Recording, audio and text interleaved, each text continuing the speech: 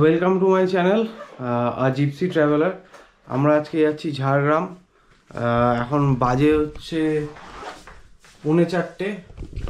Ready হয়ে গেছি, সবাই রেডি হয়ে গেছি, মাও রেডি হয়ে গেছে, বাবাও রেডি হয়ে গেছে। বেরোবো খুব শিগগিরই, দেখা হবে। আমরা পৌঁছে গেছি কোলাঘাট। এখানে আপাতত খেলাম।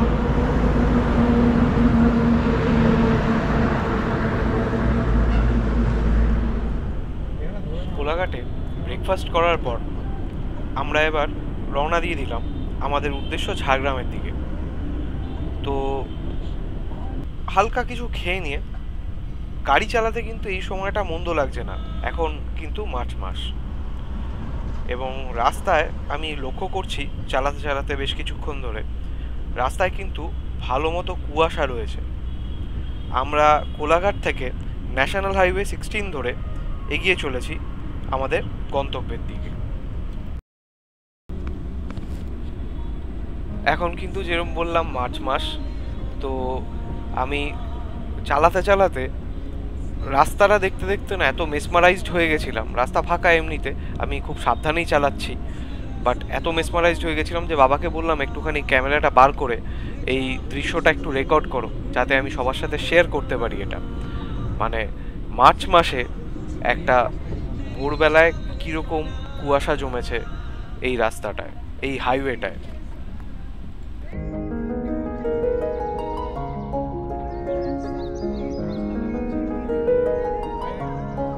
দিকে অলরেডি ঢুকছি, রাস্তায় আছি লোদাশুলি, বাট দেখা যাচ্ছে কিরকম কুয়াশা। এটা কিন্তু মার্চ মাস।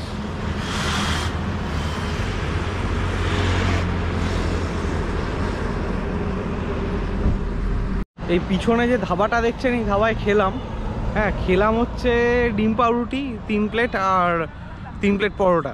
এই যে ধাবাটা দেখছেন, তো বেসিক্যালি বিল হয়েছে 800 টাকা, which is too much expensive. খাবার কোয়ালিটি একদম ভালো না, তো আমি একদমই সাজেস্ট করবো না, একদমই রেফার করবো না যে এখানে এসে খান বা কিছু।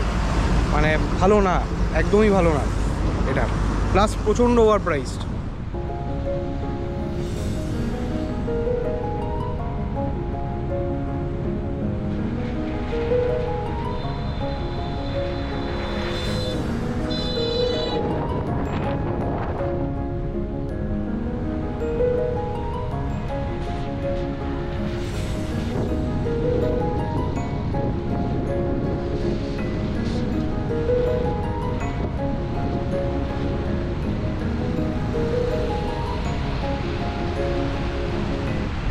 ঈশানী গেস্ট হাউসে এসে স্টার্ট করে দিয়েছি ঘোরা।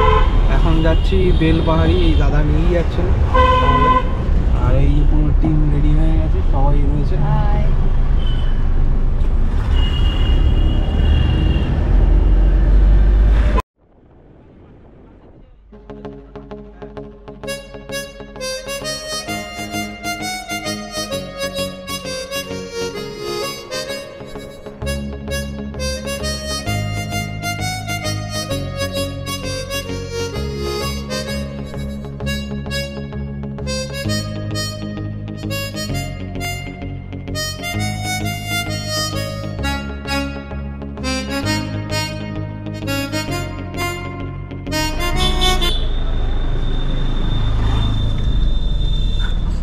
সব মাটির হাড়ি ছিল, এগুলো সব বানানো।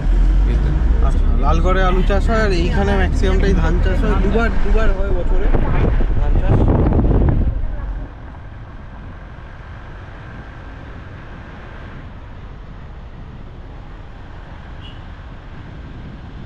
কমসে কম ওই 22 বছর আগে এখানে প্রত্যেকদিন রাত্রে ডাকাত হতো। ডাকাত? হ্যাঁ, রাত্রেবেলায় গাছ কেটে রাস্তার মাঝে ফেলে দিত ডাকাতরা। আচ্ছা, তারপরে গাড়িকে আটকে সোনা দানা হেন তেন টাকা করে সব। আচ্ছা, আর বিয়ে বাড়ি হলে তো বলতেই হবে না, আটকাবে। কি নাম ভাই? মালাবতীর জঙ্গল। মালাবতীর জঙ্গল। এই হচ্ছে এখানকার বিখ্যাত মালাবতীর জঙ্গল। এই জঙ্গলটি বিখ্যাত কেন তার একটা অদ্ভুত কারণ, সেটা হচ্ছে এই জঙ্গলে কিন্তু আগে প্রচণ্ড পরিমাণ ডাকাতি হতো, এবং ডাকাতের উপদ্রবে মানে লোকজন এইখান দিয়ে যেতে রীতিমতো ভয় পেত। মানে ওরা কি করতো, ওরা গাছের ডাল গাড়ির সামনে ফেলে, মানে রাস্তায় ফেলে রাখতো, যার জন্য গাড়িকে এসে দাঁড়াতে হতো এবং তারপর ওরা সেখানে অ্যাটাক করতো। তো এর জন্য কিন্তু জায়গাটা খুব বিপজ্জনক ছিল। কিন্তু যাই হোক, এখন প্রশাসনের ইয়েতে বা যে কারণেই হোক, এখন কিন্তু এটা যাতায়াতযোগ্য এবং বেশ, আমরা তো এইখান দিয়েই ঘুরেছি, ভালোই লাগলো। আমরা এখন শিলদায় আছি। শিলদা থেকে বাঁদিকে গেলে বেলপাহাড়ি, আর ডান দিকে যে রাস্তাটা চলে যায় ওটা দিয়ে বাঁকুড়া যায়। এই হচ্ছে শিলদা।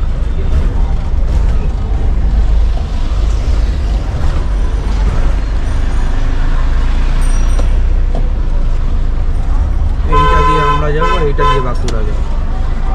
বেলপাহাড়ি পৌঁছে গেছি, মানে বেলপাহাড়ি এরিয়ার বেল্টের মধ্যে ঢুকে গেছি। এখানে সব বনলতা হোমস্টে সব কিছু রয়েছে, দেখা যাচ্ছে। রাস্তাটা দেখাবো।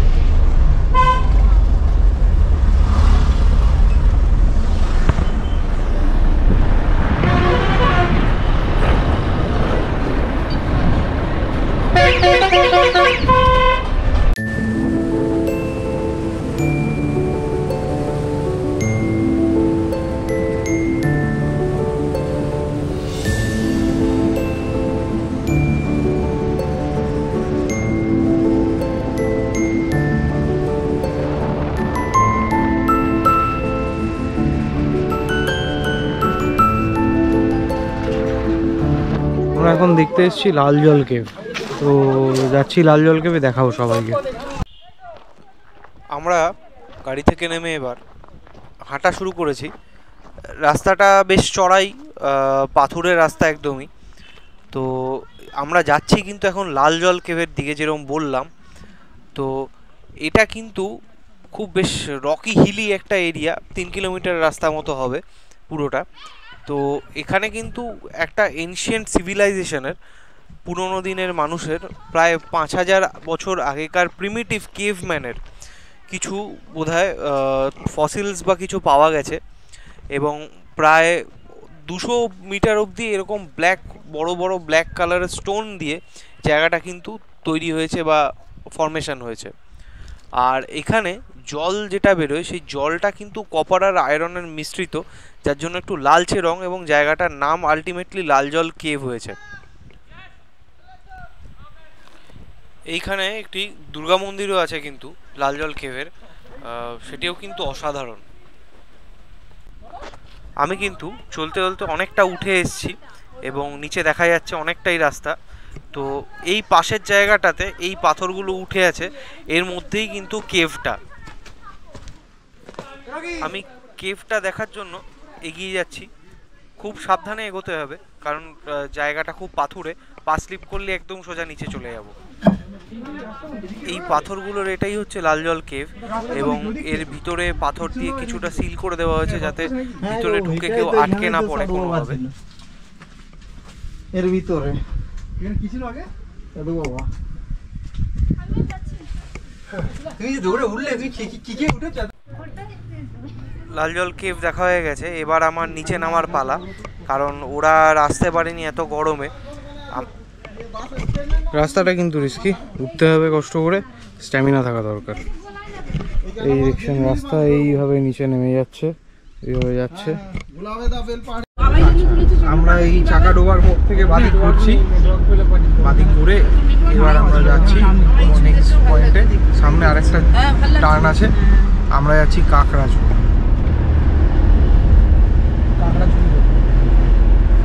কি করতে যাচ্ছিস? কাঁকড়া চুরি করতে। আচ্ছা, দেখুন যে যার ধান্দা।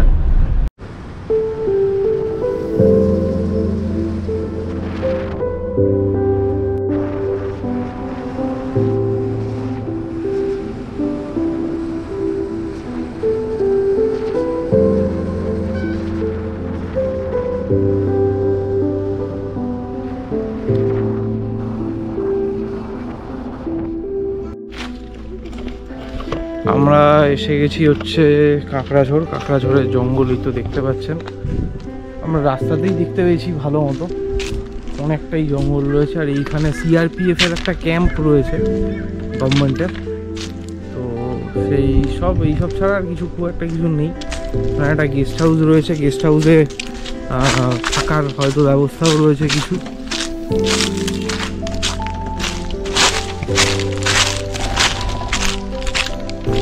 ভালো জায়গাটা, জঙ্গলটা কিন্তু এখনো কিছুটা, যেহেতু এটা বন দপ্তরের আন্ডারে রয়েছে তো কিছুটা এখনো মেনটেন রয়েছে।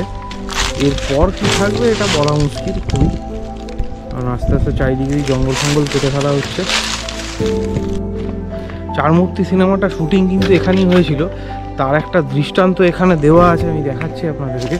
এই দেখুন সাইনবোর্ডটা, অসাধারণ ব্যাপার একটা। আমরা যাচ্ছি এবার ভাঙ্গি কুসুমের দিকে, দেখাবো রাস্তাটা। এই হচ্ছে রাস্তা, এইখানে আমাদের গাড়ি নামিয়ে দিয়েছে, আমরা যাচ্ছি। প্রচণ্ড রোদ উঠেছে, মানে বেশ ভালো মতো কষ্টই হচ্ছে বলা যেতে পারে।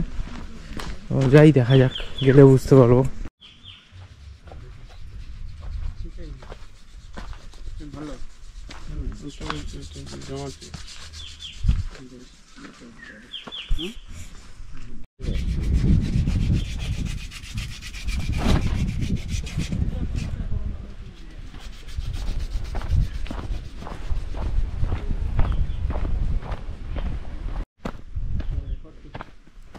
হচ্ছে রাস্তা, এই হচ্ছে রাস্তা।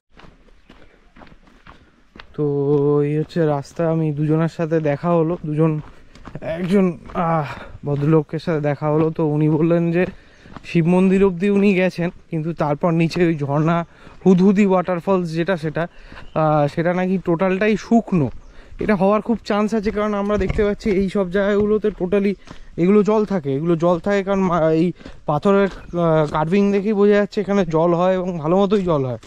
তো সেখানে যখন পুরো খটখটে শুকনো, তো there is a high chance যে এখানে জল দেখতে পাবো না। ওয়াটারফলস এগুলো তো বরফ গলা জলের ওয়াটারফলস নয়, এগুলো হচ্ছে বৃষ্টির জলের ওয়াটারফলস। তো সেই ওয়াটারফলসে জল না থাকাটাই খুব স্বাভাবিক এই সময়। আর শীতকাল পেরিয়ে এখন গরমকাল স্টার্ট হয়ে গেছে, তো এই সময় তো এটা হবেই। মন্দিরের কাছাকাছি এসে গেছি, দেখাচ্ছি। দেখুন শিবলিঙ্গ রয়েছে একটা, দেখতে পাচ্ছি। জয় শিব শম্ভু, হর হর মহাদেব, হর হর মহাদেব। প্রণাম করে নি। হুদহুদি ওয়াটারফলসে কিন্তু যেহেতু জল নেই, একদমই জল নেই। আমি জিজ্ঞেস করলাম, যে কজন এসছে সবাইকেই জিজ্ঞেস করলাম, তো সবাই বলল যে জল নেই। তো দ্যাটস ওয়াই আমি আর যাবো না ওটা, কারণ এমনিও টাইম কম আছে। এবার খিদেও পেয়ে গেছে, সকাল থেকে এতটা এসছি, তো আই গেস আর হয়তো ওয়াটারফলস দেখতে যাবো না, বিকজ ওয়াটারফলসে কিছু নেই। তুলেছি, বসে বস, এই যে এসে বসে পড়েছে। আর সত্যি মানে আর ওয়াটারফলস অব্দি আর আমরা যাবো না, বিকজ ওয়াটারফলস গিয়ে কোনো লাভ নেই, জল দেখতে পাবো না। শুধু পাথর দেখার জন্য পাথর প্রচুর দেখে নিয়েছি। আমাদের লাঞ্চ হয়ে গেছে, জাস্ট লাঞ্চ করলাম। লাঞ্চ করে এবার যাচ্ছি আমরা গাদরাসিনী পাহাড়ের দিকে।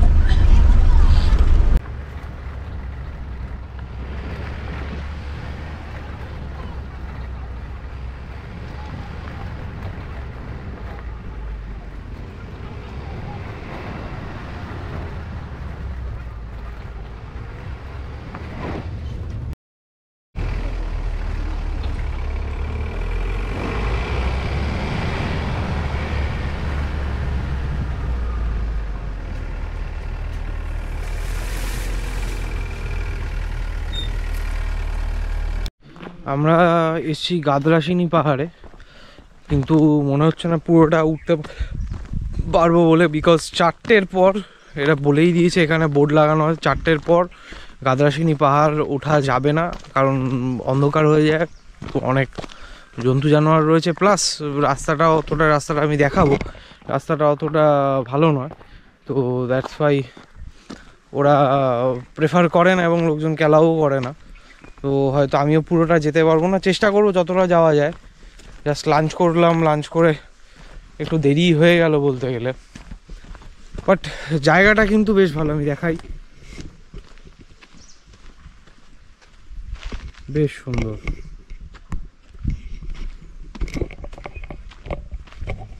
নিস্তব্ধ, নিরিবিলি, মানে আমার আওয়াজটাই বোধহয় শুধু এখানে শোনা যাচ্ছে, এরকমই। বেশ ভালো, দেখা যাক কি করতে পারি, কতটা চড়তে পারি।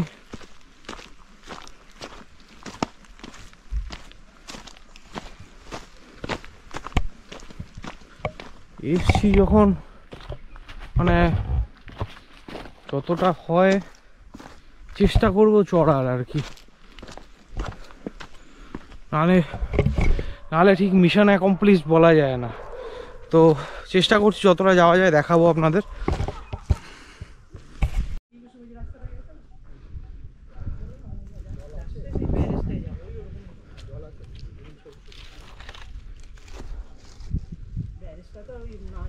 ভাঙ্গি কুসুম পুরো শুকিয়ে কাঠ হয়ে,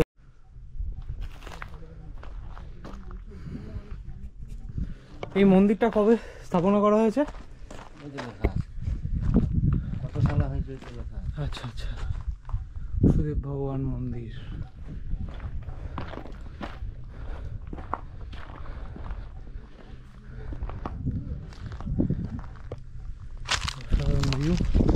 ওই যে সামনে গুহা, নামার পালা, ওটা আরো বেশি টাফ কারণ খুব দেখে নামতে হবে। এই দেখুন রাস্তা সব নেমে যাচ্ছে। তো এবার বলতেই পারি মিশন সাকসেসফুল, গাদরাসিনী হিলস।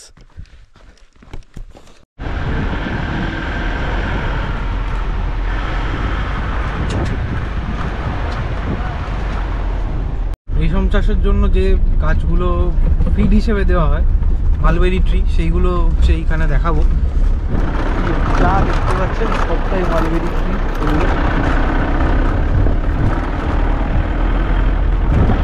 এখন একটাও পাতা নেই কারণ এখন সিজন নয়, বর্ষার জল পেলেই তারপর পাতা বেরোতে শুরু করবে, তারপরে এই চাষের বাকি যে ইয়েগুলো হবে, প্রসেসগুলো সেগুলো হবে।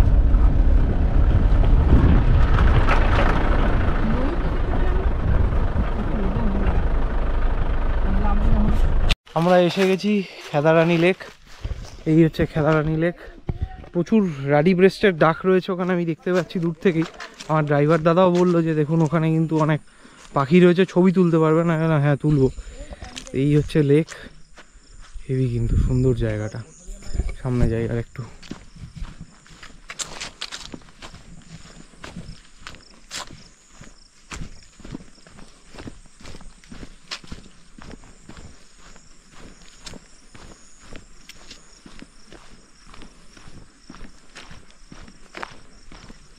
কি কালেক্ট করলে? মাছ পেয়েছো নাকি? না, মাছ কালেক্ট করছি না, আমি মাইক্রোস্কোপের জন্য স্যাম্পল কালেক্ট করছি। আচ্ছা আচ্ছা আচ্ছা, গ্রেট গ্রেট।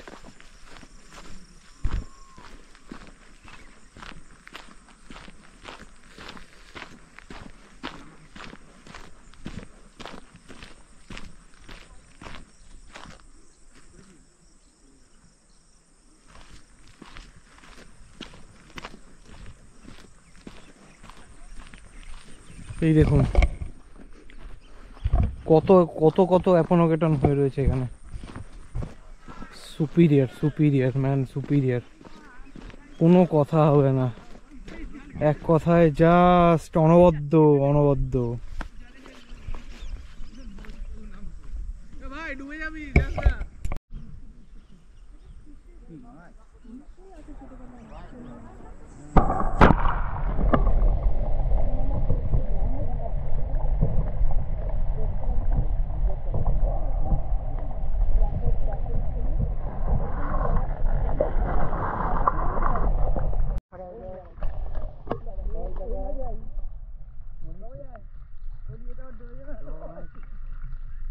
নরম নাকি মাটি?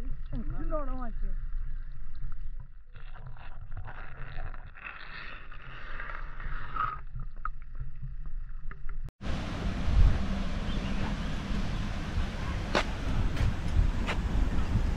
কোথায় এসছো তুমি? আমরা এসেছি তারাফেনী ড্যাম কোথায় দেখতে? আচ্ছা, এই হচ্ছে তারাফেনী ড্যাম। এই দেখুন এইদিকে কতটা জল ধরা রয়েছে, কিন্তু ওই পারে কিন্তু জল নেই বললেই চলে, মানে একদমই জল নেই বললেই চলে, এবং গেটগুলো খোলাও নেই আজকে। তো ডিফারেন্সটা দেখলে বুঝতে পারবেন। এই হচ্ছে তারাফেনী ড্যাম। আর আমি আপনাদের হোস্ট জিপসি ট্রাভেলার। আচ্ছা এবার দেখাই, এই দেখুন লক গেট বন্ধ, নিচে গাছ বজিয়ে গেছে,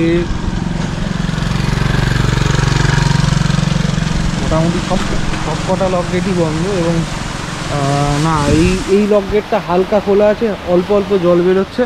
এখানে দেখুন মিটার গেজটাও লেখা আছে যে কত কোন অ্যাঙ্গেলে কি খোলে, লক গেট কীভাবে খোলে। এখানে হালকা খোলা আছে, যার জন্য অল্প জলের ফ্লো রয়েছে, খুবই সামান্য জলের ফ্লো। আর এই হচ্ছে এই পাশটা অল্প জল রয়েছে এখানটা।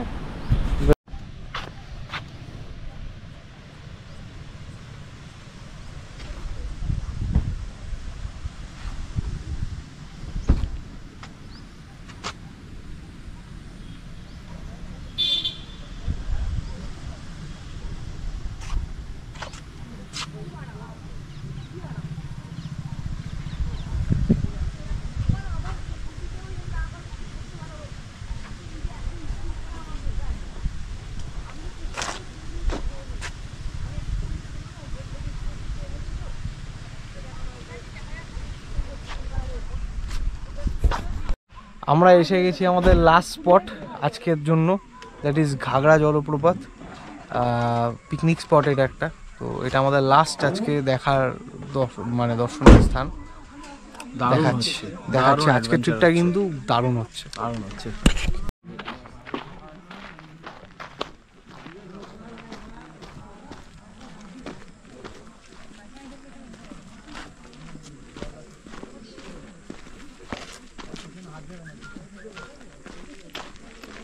জলে ফেলে নেবো, আবার তুলে নেবো, ট্রেনে ছিপ দিয়ে যেমন তোলে না সেরকম তুলে নেবো।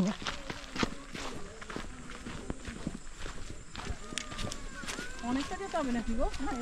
এই তো সামনে ঝাড়বা তো কিনে নিয়ে যাবো, ঝাড়বা নিয়ে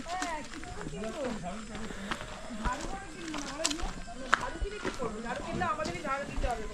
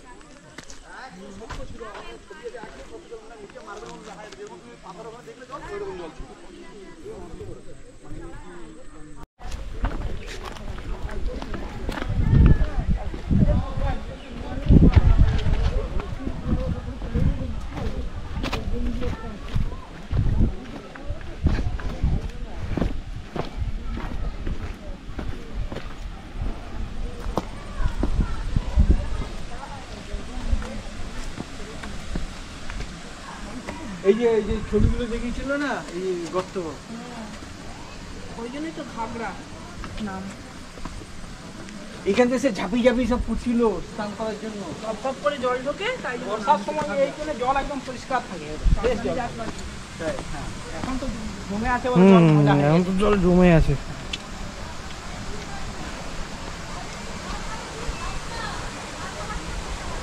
মানে বালির বস্তা লাগিয়ে দিয়েছে ফ্লো বানাবার জন্য।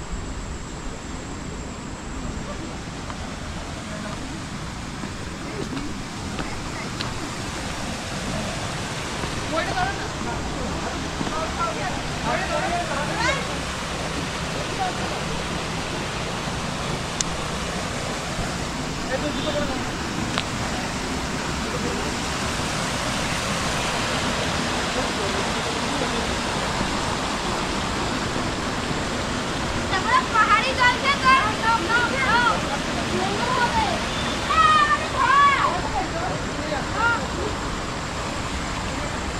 এখানটায় জলটায় অনেকে স্নান টান করে, তো ওই জন্য এটাকে এই বালির বস্তা দিয়ে বাঁধ দেওয়া হয়েছে, যাতে এখানে জলটা কিছুটা স্টে করে। কারণ এখন তো বর্ষাকাল নয়, বর্ষাকাল আসলে আবার মোটামুটি জলের ফ্লো বেশ ইয়ে হয়ে যাবে এবং জলটা নাকি ক্রিস্টাল ক্লিয়ারও হয়ে যাবে।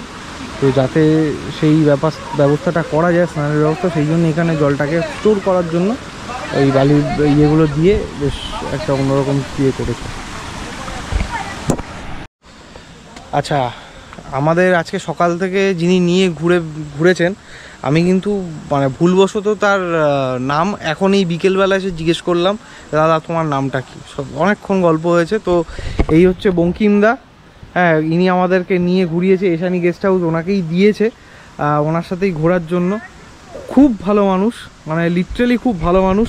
মানে আমি সত্যি বলছি, আমরা প্রচুর উৎপাত করেছি, কারণ সারাদিন অনেক রকম ঘোরার মধ্যে এখানে সময় বেশি লেগেছে, ওখানে সময় কম লেগেছে। দাদা কিন্তু ঠিক আজকে এখন বাজে হচ্ছে অলমোস্ট 5:45, দাদা কিন্তু সব কটা পয়েন্ট ঘুরিয়ে দেখিয়েছে এবং এক ফোঁটা বিরক্তি দেখায়নি। তো হাইলি রেকমেন্ডেড, আমি বলছি আপনাদের, খুব ভালো মানুষ। আমরা ঘাগড়া ওয়াটারফলস থেকে এবার ফিরছি এবং আমাদের গন্তব্য হচ্ছে এশানি গেস্ট হাউস, যেখানে আমরা রাতে থাকবো। এবং আমরা কিন্তু এসেই আজকে সঙ্গে সঙ্গে বেরিয়ে গেছি, যার জন্য এশানি গেস্ট হাউস আমায় দেখানো হয়নি। তো আমি আমার ঝাড়গ্রামের নেক্সট এপিসোডে আমি কিন্তু এশানি গেস্ট হাউসটা পুরো ভালো করে দেখাবো। তো stay